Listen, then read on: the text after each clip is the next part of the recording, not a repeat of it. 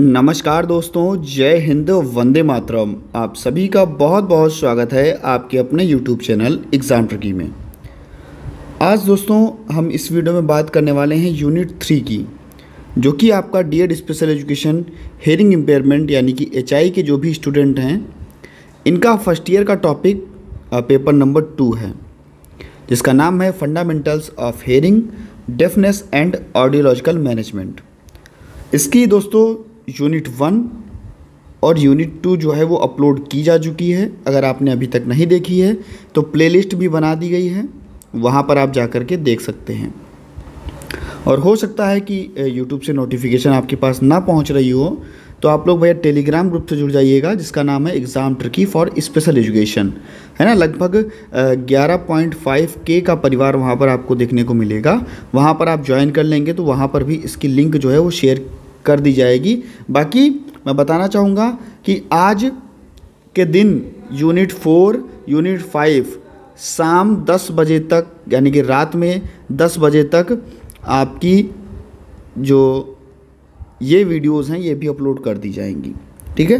तो टाइमिंग कुछ इस प्रकार से, आपकी दूसरी वीडियो मैंने 11 बजे अपलोड की थी। अगर आपने देखी हो तो ना देखी हो तो देख लीजिएगा।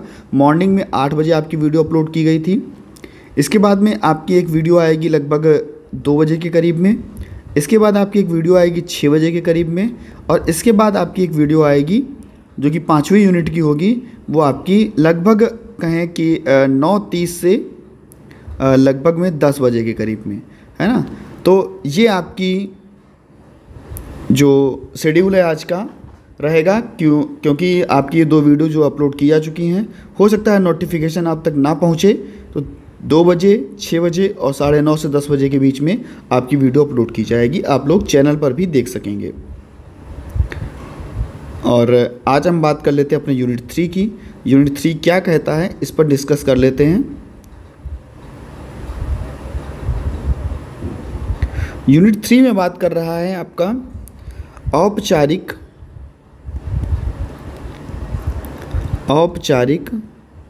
और अनौपचारिक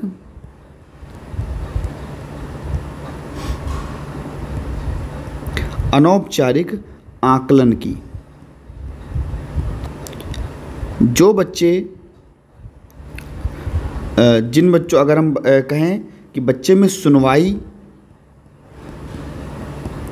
जो मान लीजिए कि आप हैं या आपके घर में कोई है या हम हैं, तो हम में ये कैसे पहचाना जाएगा कि हम कितना चीज़ों को सुन पा रहे हैं, कितना चीज़ों को नहीं सुन पा रहे हैं। उनको पहचानने के लिए भैया आकलन किया जाएगा। एक आपका औपचारिक आकलन होगा, एक आपका अनौपचारिक आकलन होगा। औपचारिक आकलन के अंतर्गत सभी चीज़ें मानकों के द्वारा निर्धारित होंगी, है ना। और इसमें आपका जो भी यंत्र वगैरह हैं इनका उपयोग किया जाएगा। और अनौपचारिक आकलन में कोई भी मानक नहीं होगा। आपके घर में भी रह कर के चीज़ों का आकलन किया जा सकता है, कोई भी आकलन आपका कर सकता है। तो हम सबसे पहले बात करेंगे औपचारिक आकलन की। तो कहेंगे औपचारिक आकलन, सुनवाई के औपचारिक आकलन में आमतौर पर परीक्षणों की एक श्रृंखला शामिल होती है, जो व्यक्ति की सुनवाई, संवेदनशीलता, भाषण को समझने की क्षमता और अन्य पहलुओं को मापने की डिज़ाइन के लिए की जाती है।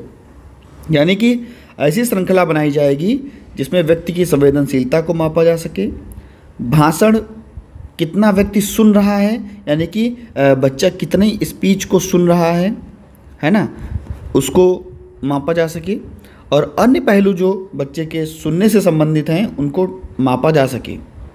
ऐसी डिज़ाइन तैयार की गई है, जहाँ पर हम लोग क्या करते हैं, औपचारिक आकलन का प्रयोग करते हैं। इसके अंतर्गत पहला आपका होगा प्योर टोन ऑडियोमेट्री।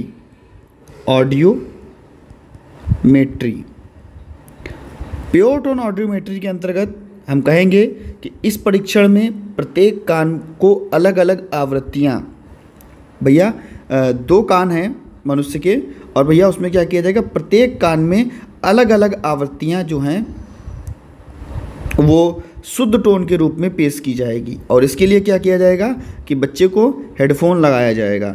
इसमें अलग आवृत्ति आ रही होगी, इसमें अलग आवृत्ति आ रही होगी, है ना। और क्या किया जाएगा, व्यक्ति को यह इंगित करने के लिए कहा जाएगा कि प्रत्येक स्वर कब सुनते हैं। परिणाम एक ऑडियोग्राम पर जो भी है, जिसका जो भी परिणाम है वो कहाँ पर, एक ऑडियोग्राम पर उस पर नोट किया जाएगा, उस पर प्लांट किया जाएगा, जो विभिन्न आवृत्तियों में सुनवाई की हानि और संवेदनशीलता को दर्शाता है। प्योर टोन ऑडियोमेट्री में कि जो आपके विभिन्न दोनों कान हैं वहाँ पर आपको चीज़ें सुनाई जाएंगी और अलग अलग आवृत्तियों में सुनाई जाएंगी। मान लीजिए इसमें थोड़ा तेज़ सुनाया जा रहा है, इसमें थोड़ा धीमे सुनाया जा रहा है ना। तो ये जो भी बच्चा सुन रहा है उसकी आवृत्तियों को ऑडियोग्राम पे प्लांट किया जाएगा। और क्या होगा, जो भी आवृत्ति निकल रही है, व्यक्ति की आवृत्ति की जो संवेदनशीलता है, इसको दर्शाता है कौन, तो ये आपका प्योर टोन ऑडियोमेट्री। इसके बाद में दूसरा है आपका स्पीच ऑडियोमेट्री। स्पीच ऑडियोमेट्री,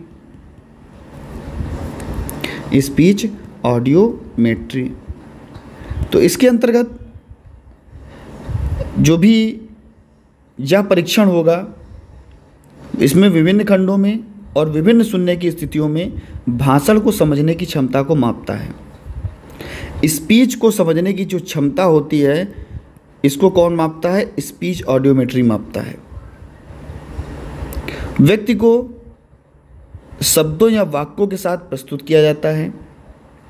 व्यक्ति को जो स्पीच है वो शब्दों और वाक्यों के साथ प्रस्तुत की जाएगी और उन्हें वापस दोहराने के लिए कहा जाएगा। यानी कि जो भी व्यक्ति को चीज़ें सुनाई जाएंगी, स्पीच दी जाएगी, क्या कहा जाएगा कि आप इसको वापस से दोहराइए, है ना।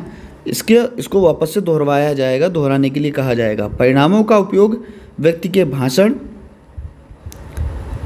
और शब्द पहचान स्कोर को निर्धारित करने के लिए किया जाएगा।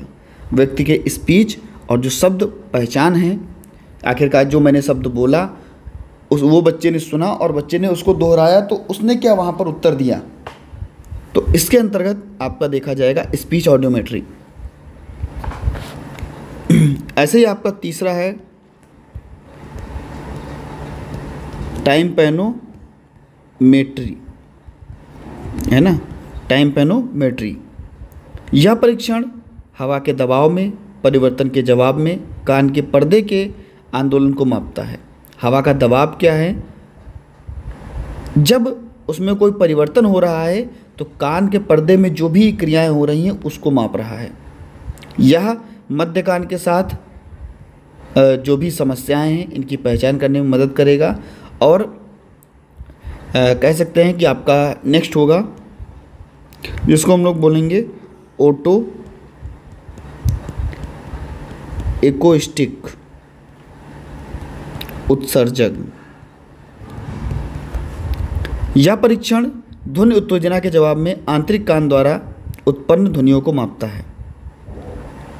जो भी ध्वनि उत्तेजना होगी बच्चे में, उसके जवाब में जो आंतरिक कान में जो ध्वनियाँ उत्पन्न हो रही हैं उनको मापने का कार्य करता है ऑडियो एकोस्टिक उत्सर्जन। यह निर्धारित करने में मदद कर सकता है कि आंतरिक कान ठीक से काम कर रहा है या नहीं।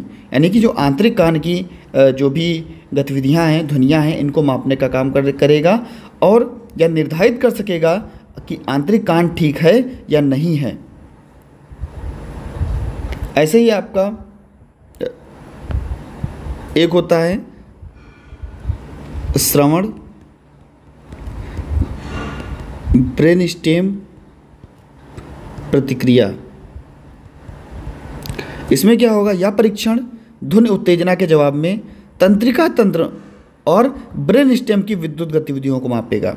जो तंत्रिका तंत्र है और जो ब्रेन स्टेम है, जो उसकी जो विद्युत गतिविधियां होंगी उनको मापेगा और यह श्रवण तंत्रिका या ब्रेन स्टेम के साथ समस्याओं की पहचान करने में मदद कर सकता है।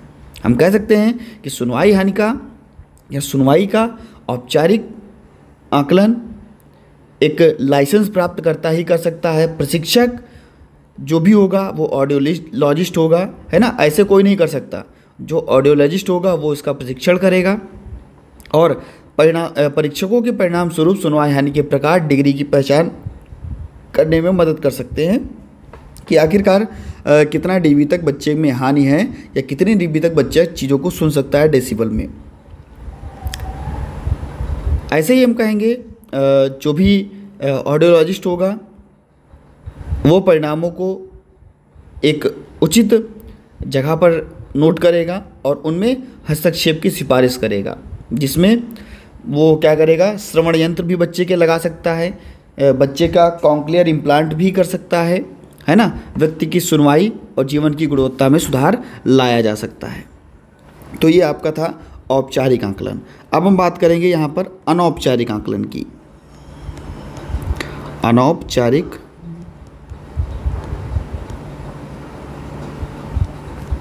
आकलन की। देखिए, औपचारिक आकलन जो केवल ऑडियोलॉजिस्ट कर सकता था या कोई प्रशिक्षक कर सकता था, या उस कह सकते हैं कि आपके कान से संबंधित जो भी कोई और डिग्री डिप्लोमा लिए हुए व्यक्ति है वही कर सकता था। लेकिन जो ये आपका औपचारिक आकलन है, ये कोई भी एक विशेष शिक्षक भी कर सकता है, एक आपका घर का सामान्य व्यक्ति भी कर सकता है ना। तो इसमें क्या है, औपचारिक आकलन एक प्रारंभिक मूल्यांकन है जिसे यह निर्धारित किया जा सकता है कि व्यक्ति को सुनने में कठिनाई हो रही है या नहीं हो रही है। औपचारिक आकलन, इसमें भी जो ऑडियोलॉजिस्ट है ये भी परीक्षण कर सकता है, लेकिन इसका कोई ज़रूरी नहीं है। इसका कोई ज़रूरी नहीं है कि ऑडियोलॉजिस्ट यहाँ पर परीक्षण करे। एक सामान्य वातावरण में भी हम बच्चे को औपचारिक आकलन करवा सकते हैं। बच्चे का औपचारिक आकलन कर सकते हैं सुनने में। कहेंगे सर कैसे? बच्चे का हम अवलोकन करके। बच्चे का हम अवलोकन करके कैसे अवलोकन करेंगे?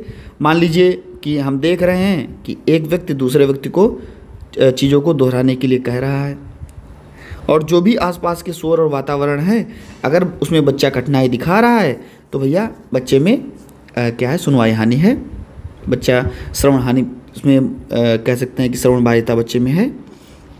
ऐसे कहेंगे कि एक आता है आपका फ़ोन टेस्ट।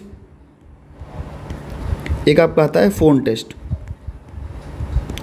फ़ोन टेस्ट, इसमें क्या होगा, व्यक्ति को फ़ोन पर बातचीत करने के लिए कहेंगे और यह निर्धारित करने में मदद करेगा कि व्यक्ति को फ़ोन पर बातचीत करने में कोई कठिनाई है या नहीं है।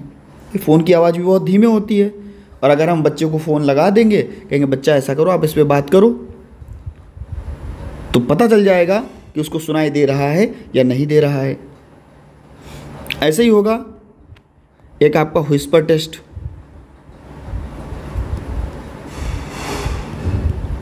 एक आपका व्हिस्पर टेस्ट, व्यक्ति के पीछे खड़े होंगे और व्यक्ति को अपनी तरफ हम नहीं दिखाएंगे, यानी कि व्यक्ति को हम दूसरी तरफ उसका मुंह कर देंगे और उसके पीछे हम क्या करेंगे, कुछ चीज़ों को हम फुसफुसाएंगे, और जिन चीज़ों को हम, जिन वाक्यों को हम फुसफुसाएंगे, बोलेंगे, कहेंगे कि भैया आप इसको दोहराइए।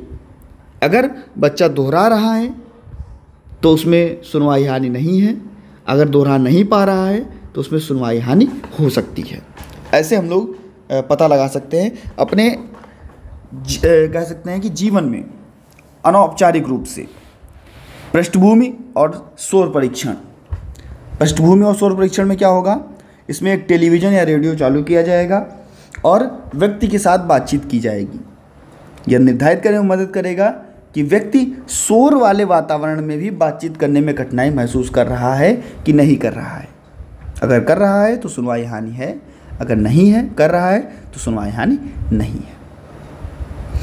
ऐसे ही आपका औपचारिक आकलन जो है वो कोई भी व्यक्ति कर सकेगा, लेकिन अनौपचारिक आकलन कोई भी व्यक्ति कर सकेगा, और औपचारिक आकलन जो है केवल और केवल एक आपका ऑडियोलॉजिस्ट या जो इससे संबंधित व्यक्ति होंगे डिग्री डिप्लोमा वाले, वही व्यक्ति कर सकेंगे। उनको लाइसेंस प्राप्त होना चाहिए, कहने का मतलब ये है। ऐसे ही आपका जो 3.2 है, यहाँ पर क्या बातें करते हैं, यहाँ पर जो आपकी बात है ये मूल्यांकन के लिए कंडीशन की बात करता है कि हम बच्चे का जब श्रवण मूल्यांकन करेंगे, जब बच्चे का हम मूल्यांकन नहीं, श्रवण आकलन होगा। क्योंकि जब देखिए, जब भी आपका असेसमेंट लिख करके आए, मैं बता दे रहा हूँ, जब भी आपका पेपर में असेसमेंट लिख करके आए तो आप कहोगे सर इसको हम बोलते हैं आकलन, ठीक है। और जब भी आपका इंग्लिश में असेसमेंट लिखा हो और जब भी आपका इवैल्यूएशन लिख कर आए, है ना, तब हम उसको कहेंगे मूल्यांकन, ठीक है। तो ये दोनों चीज़ें याद रखिएगा। यहाँ पर आकलन की बात हो रही है तो श्रवण आकलन के लिए कंडीशन, क्या शर्तें रहेंगी, क्या कंडीशन रहेंगी, है ना, वो हम जानेंगे श्रवण आकलन के लिए कंडीशन 3.2 में। तो कौन कौन सी कंडीशन रहेंगी, हम कहेंगे कि श्रवण आकलन के लिए कंडीशन एक व्यक्ति विशेष रूप से एक बच्चे को आकलन में शामिल उपकरण और प्रतिक्रियाओं से परिचित कराएगा।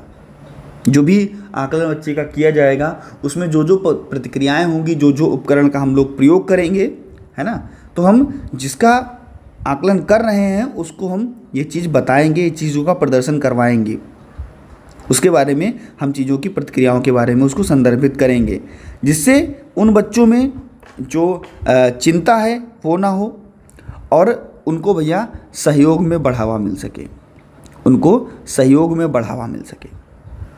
इसके लिए हम लोग श्रवण आकलन में सबसे पहले हम क्या करेंगे, परिचय करवाएंगे। परिचय के अंतर्गत हम कह सकेंगे कि परिचय में बच्चे के उपकरण से, जो बच्चे हैं उनको हम क्या करेंगे, उपकरण से उसको परिचित करवा देंगे कि आकलन के दौरान क्या होगा।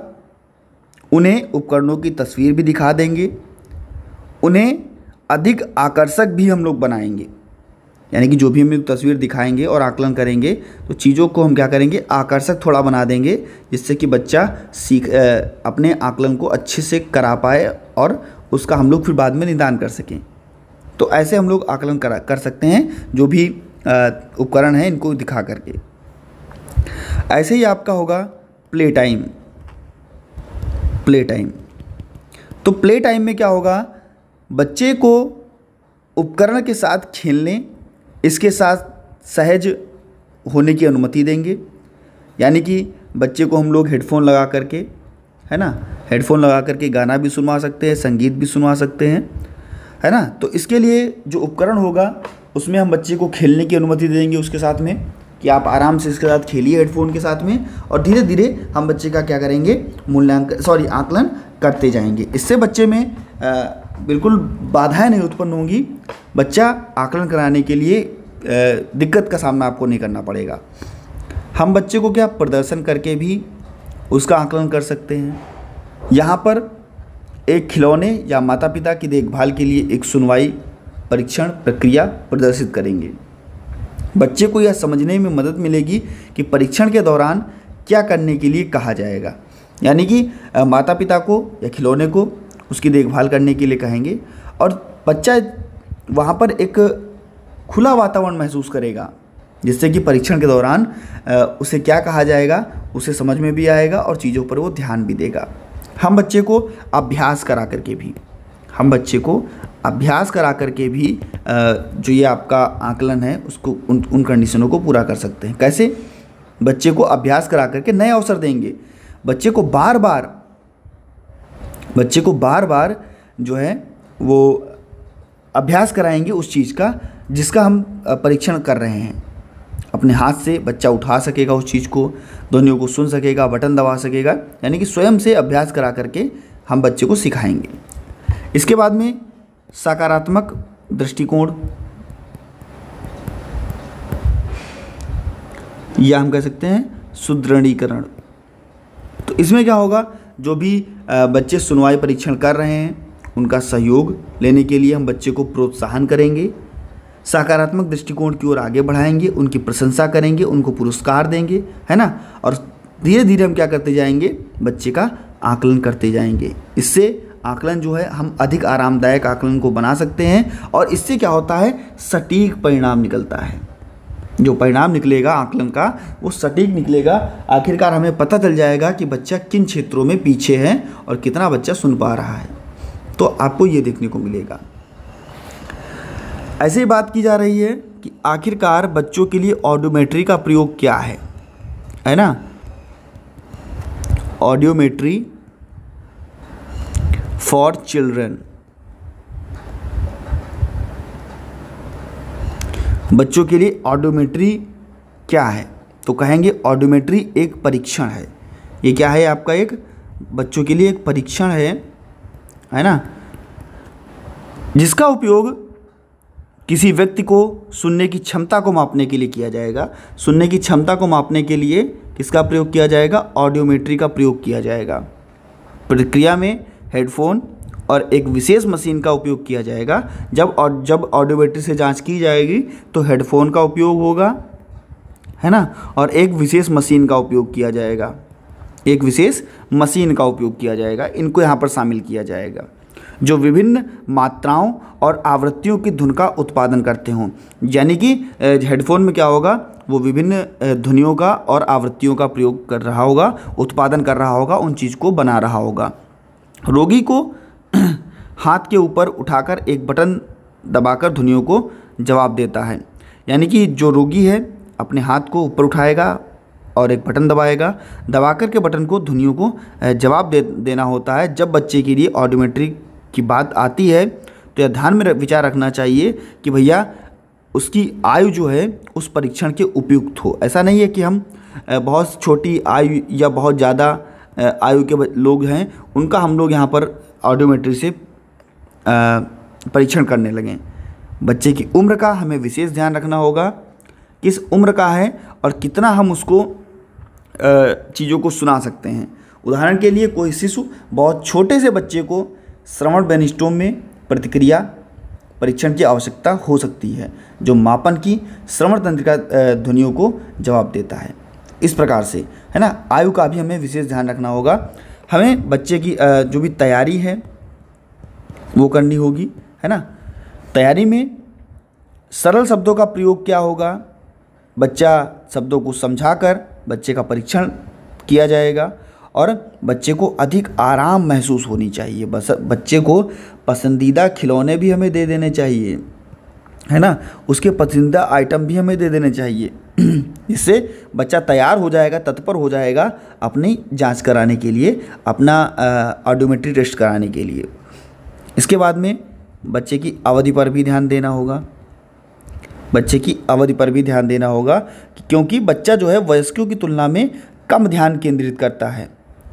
तो क्या करना होगा? हमको इस परीक्षण को छोटे छोटे सत्रों में बांटना होगा, छोटे छोटे टुकड़े में बांटना होगा और टुकड़ों में बांटते हुए इस परीक्षण को हमको इंटरैक्टिव बनाना होगा, अच्छा बनाना होगा, अच्छे से आयोजित करना होगा।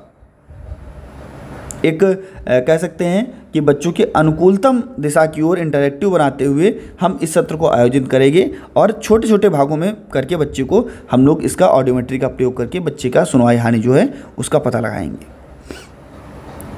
बच्चे व्याख्यान करके यानी कि ऑडियोमेट्री परीक्षण के परिणामों को बच्चे के लिए अलग अलग व्याख्यान की आवश्यकता होगी, क्योंकि उसमें सुनवाई की क्षमता बढ़ने और विकसित होने के साथ बदल जाती है।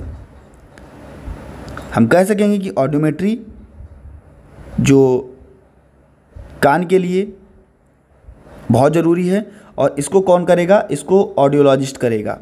इस परीक्षण को कौन करेगा? इस परीक्षण को ऑडियोलॉजिस्ट करेगा, क्योंकि सटीक और सही जानकारी एक ऑडियोलॉजिस्ट ही निकाल सकता है। बच्चे के परीक्षण का अनुभव उसको होता है और यह सुनिश्चित देखभाल करके जानकारी को निकाल सकता है। तो ये आपका 3.3 कहता था। अब हम बात करेंगे 3.4 की। किसकी बात करेंगे? 3.4 की कह रहा है कि ऑडियोग्राम की व्याख्या करनी है। अभी हमने ऑडियो मीटर की व्याख्या की थी, अब हम लोग किसकी व्याख्या करेंगे? ऑडियोग्राम की व्याख्या करेंगे। किसकी व्याख्या करेंगे? ऑडियोग्राम।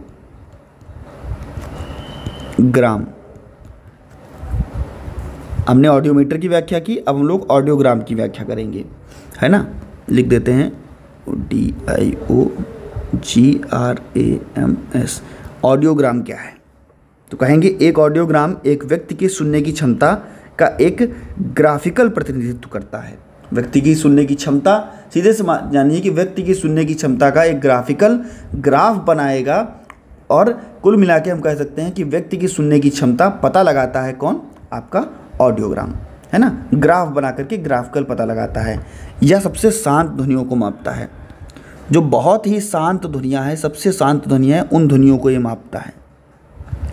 और व्यक्ति की आवृत्ति और पिच को सुनता है। जो भी आवृत्तियाँ हैं और जो भी पिच है, इसको सुनेगा। ऑडियोग्राम एक सुनवाई परीक्षण आयोजित करके बनाया गया है, जिसमें विभिन्न आवृत्तियों और वॉल्यूम पर टोन की एक श्रृंखला, और बच्चे के लिए कह सकते हैं कि व्यक्ति को यह इंगित करने के लिए कहता है कि उन्हें कब सुन सकते हैं, और इसका परिणाम जो है वो ऑडियोग्राम में किसमें, आपका ग्राफिक्स में आपको देखने को मिलता है। इसको भैया 2 अक्षों में विभाजित किया गया। आपको ऑडियोग्राम को कितने 2 अक्षों में विभाजित किया गया। आवृत्ति हर्ट्ज में जिसका मापन होता है, और एक आपका लाउडनेस है ना, लाउडनेस जिसको हम लोग डीबी में मापते हैं। जिसको हम लोग किस में मापते हैं, डीबी में मापते हैं, डेसिबल में मापते हैं। आवृत्ति अक्ष परीक्षण जो भी है वो पिच और टोन की सीमा को दर्शाता है, कम से उच्च तक, कम है या ज़्यादा है, इन टोनों की सीमा को दर्शाता है। लाउडनेस अक्ष ध्वनि की तीव्रता को दर्शाएगा कि धीमे है या तेज है। आवृत्ति किसको दर्शाएगा, पिच और टोन को दर्शाएगा कि भैया उच्च है कि कम है। लेकिन जो लाउडनेस है वो ध्वनि की तीव्रता को दर्शाएगा कि भैया ध्वनि बहुत तेज़ी से आ रही है या नरम आ रही है, बहुत तेज़ी से आ रही है, जोर आ रही है ना।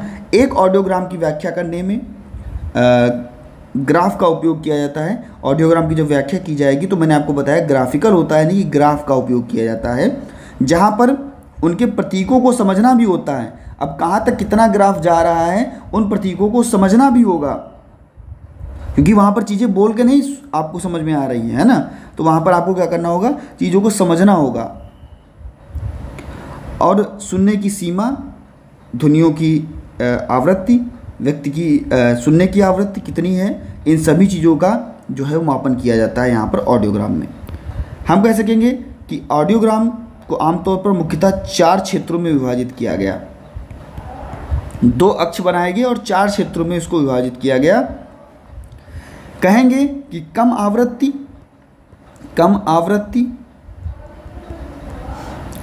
आपकी 250 से 500 हर्ट्ज है ना। कम आवृत्ति कितनी, 250 से 500 हर्ट्ज। और अगर हम कहेंगे कि मध्यम आवृत्ति जो होगी वो होगी आपकी 1000 से 2000 हर्ट्ज, ठीक है। ऐसे ही उच्च आवृत्ति जो होगी वो 4000 से आपकी 8000 हर्ट्ज होगी, 6000 नहीं 8000 हर्ट्ज होगी, है ना। ये आपको देखने को मिलेगा कम आवृत्ति, मध्यम आवृत्ति और उच्च आवृत्ति। और इसके बाद में बहुत अधिक आवृत्ति जो होगी वो 8000 से हर्ट्ज से क्या होगा, ऊपर होगी।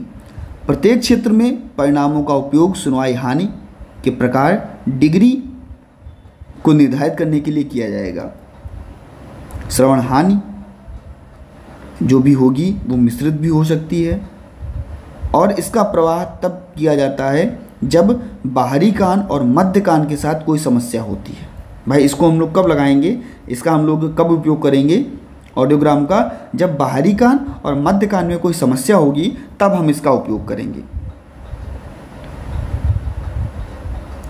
ऐसे ही जो भी डिग्रियां हैं, आप लोगों ने कल मैंने आपको पढ़ाई थी श्रवण बाधिता में, तो 0 से 25 मैंने आपको सामान्य बताया था, है ना, 25 से 40 फिर बताया, है ना। तो ऐसे ऐसे करते हुए जो डिग्रियां हैं, या हमने कहा था कि जब बच्चा 90 से ऊपर चला जाएगा तो बच्चे को 90 dB से अगर बच्चा ऊपर की ध्वनियों को नहीं सुन पा रहा है तो हमने कहा था बच्चा जो है बिल्कुल भी नहीं सुन पा रहा है, यानी कि उसमें पूर्ण श्रवण बाधिता है। तो ऑडियोग्राम किसी भी व्यक्ति की सुनने की क्षमता के आकलन करने की जो जानकारी है वो देता है, और परिणामों की व्याख्या भी करता है। और परिणामों की व्याख्या कहाँ पर करेगा, ग्राफ के माध्यम से परिणामों की व्याख्या करेगा। इसके प्रतीक और शब्दावली की आवश्यकताओं को समझेगा, है ना। और इसका भी जो प्रशिक्षण है कोई नॉर्मल व्यक्ति नहीं कर सकता। जो भी प्रशिक्षित व्यक्ति ऑडियोलॉजिस्ट हैं, है ना, वही इसका प्रयोग कर सकते हैं। इसकी सटीकता से जानकारी निकाल सकते हैं, निदान कर सकते हैं और परामर्श दे सकते हैं। तो ये आपका 3.4 में आपको देखने को मिलेगा, आपको ऑडियोग्राम के बारे में। आपने ऑडियोमीटर भी पढ़ लिया है ना, और आपने ऑडियोग्राम भी पढ़ लिया। अब हम बात करते हैं स्पीच बनाना की। किसकी बात करते हैं? स्पीच बनाना। स्पीच बनाना। स्पीच बनाना एक शब्द है। ये क्या है आपका? एक शब्द है जिसका उपयोग ऑडियोलॉजी में आवृत्तियों और ध्वनियों के स्तर की एक विशिष्ट श्रृंखला का वर्णन करने में किया जाता है। यानी कि जो भी ऑडियोलॉजिस्ट हैं या ऑडियोलॉजी है ना, ऑडियोलॉजी में जो आवृत्तियां हैं उनकी ध्वनियों का जो विशिष्ट स्तर है, इसकी श्रृंखला को जानने के लिए किसका प्रयोग किया जाएगा? स्पीच बनाना शब्द का प्रयोग किया जाएगा, जो भाषण धारण के लिए महत्वपूर्ण होता है। इसे क्या कहा जाएगा? स्पीच बनाना कहा जाएगा। और इसे भैया हम लोग ऑडियोग्राम पर जो है वो इसकी रूपरेखा हमें देखने को मिलती है। स्पीच बनाना 250 से 8000 हर्ट्ज है ना, 250 से 8000 हर्ट्ज की आवृत्ति सीमा और 20 से 60 डेसिबल के ध्वनि की स्तर को कवर करता है। स्पीच बनाना जो शब्द है वो किसको? 250 से 8000 हर्ट्ज और 20 से 60 डीबी जो डेसिबल ध्वनि की सीमा है, इसको कवर करेगा आपका स्पीच बनाना। ये एक प्रकार का आपका शब्द है जहाँ पर भाषण धारणा के लिए सबसे महत्वपूर्ण ध्वनियाँ शामिल होती हैं। इसमें आपका स्वर, व्यंजन और जो भी ध्वनियाँ हैं, जैसे एस हुआ तो सा, था, ऐसी ध्वनियाँ जो हैं वो बनती हैं। स्पीच बनाना का उपयोग करके हम ऑडियोग्राम की व्याख्या से हानि, जो भी श्रवण हानि होगी उसकी पहचान कर सकेंगे। स्पीच बनाना शब्द का प्रयोग करके जो भी ऑडियोग्राम की व्याख्या है उसमें बच्चे में कितनी श्रवण हानि हुई है इसको हम पहचान कर सकेंगे, इसमें हमें मदद मिल सकेगी। जो भाषा धारण को प्रभावित करेगा, और हम कह सकेंगे कि उदाहरण के लिए 2000 से ऊपर अगर हर्ट्ज की आवृत्ति है तो उसे हम लोग स्पीच बनाना। इससे अगर उच्च आवृत्ति को प्रभावित कर रही है, जैसे FM था, है ना, जो व्यंजन होते हैं, तो इनमें सुनवाई की कठिनाई हो सकती है, भाषा को समझने में महत्वपूर्ण कठिनाई हो सकती है। हम कह सकते हैं कि स्पीच बनाना श्रवण हानि की पहचान करना, उसके निदान के लिए ऑडियोलॉजी का एक उपयोगी उपकरण है। ऑडियोलॉजी का एक उपयोगी उपकरण कौन है? आप कहोगे सर स्पीच बनाना, जो भाषा धारण को प्रभावित करता है और उपयोग जो है इसका जो भी भाषा बोधगम्यता है इसके आधार पर किया जाएगा। जो भी श्रवण यंत्र हैं, सहायक उपकरण हैं, इनको संदर्भित करने के लिए किया जाएगा। तो इस प्रकार से आपका 3.5 जो है वो कंप्लीट होता है, यानी कि यूनिट 3 आपकी कंप्लीट हो गई। तो सभी मित्रों तक भैया वीडियो को शेयर कर दीजिएगा। वीडियो ठीक लगी हो, अच्छी लगी हो तो लाइक करना ना भूलिएगा, और क्योंकि नोटिफिकेशन नहीं पहुंच पा रही है तो शेयर ज़रूर कर दीजिएगा। एक बार अपने सभी ग्रुप में, जितने भी आपके ग्रुप हैं, चैनल पर पहली बार हैं, सब्सक्राइब करने के बाद में बेल आइकन में ऑल का ऑप्शन प्रेस कर लीजिएगा। धन्यवाद दोस्तों।